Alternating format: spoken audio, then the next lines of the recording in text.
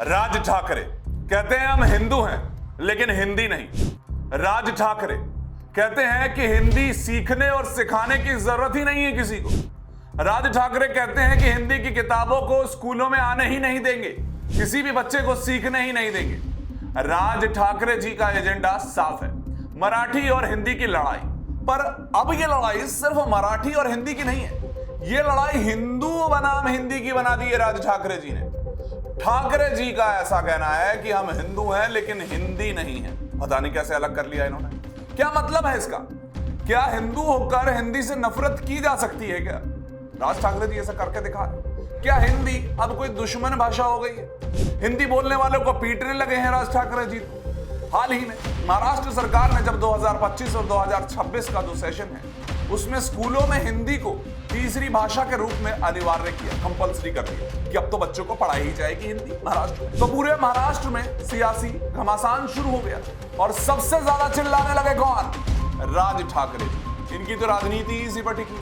3 भाषा नीति के तहत पहली से 5वीं तक हिंदी पढ़ाई जाएगी। क्यों?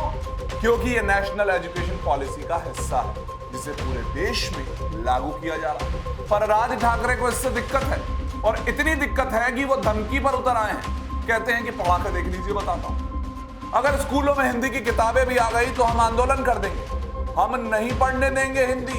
ये राज ठाकरे जी कह रहे हैं। हम देखिए महाराष्ट्र को हिंदी भाषी राज्य बनने नहीं देंगे, नहीं तो सड़कों पर आ जाएंगे।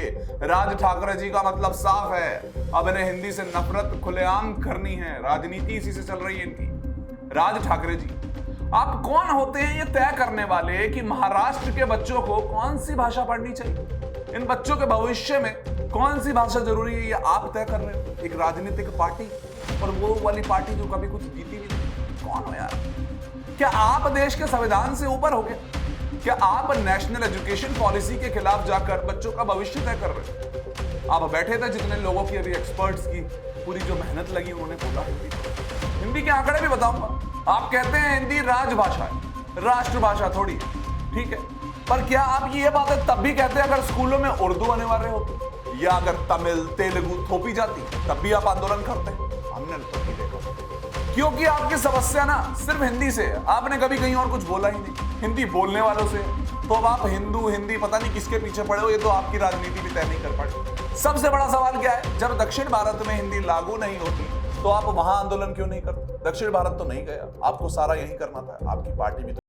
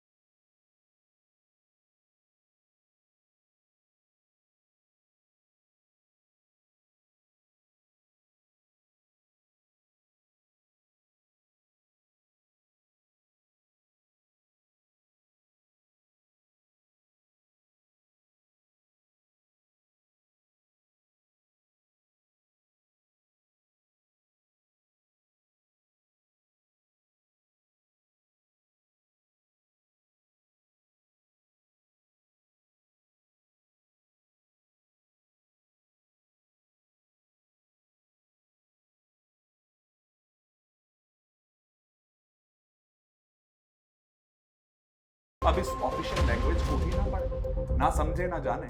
दुनिया के 100 से ज्यादा देश हिंदी में फिल्में दिखाते हैं, आप भी इंजॉय करते होंगे, पर हिंदी से आपको प्रॉब्लम। आपकी पार्टी को जनता ने 0 सीट देकर जवाब दिया है। अब आप बच्चों की पढ़ाई में भी जहर घोल रहे हैं राजनीति के नाम पर। बच्चों की पढ़ाई तक तो नहीं आना चाहिए था ना। उन्हें देश में आगे बढ़ने से रोकने के लिए आपने राजनीति को आगे लिया। देखिए, तय करना होगा, आपको भी तय करना होगा, क्या हम बच्चों के भविष्य की लड़ाई क्या कहां ले जा रहे हैं, राजनीति के तहत क्या कर रहे हैं। ज्ञान की शक्ति उन्हें नहीं देना चाहते, हिंदी में नहीं सिखाना चाहते, बस मराठी में बात करें। हिंदी किसी पर थोपी नहीं जा सकती है। यह भारत की आत्मा है हिंदी, जिसे पढ़कर, समझकर और अपनाकर ही भारत एक रहेगा। हिंदू और हिंदी पे बोल रहे हैं, पता नहीं किसको तोड़ना चाह रहे हैं राज ठाकरे जी, लेकिन हिंदू और सच में ये सब आप बातें कर रहे हैं।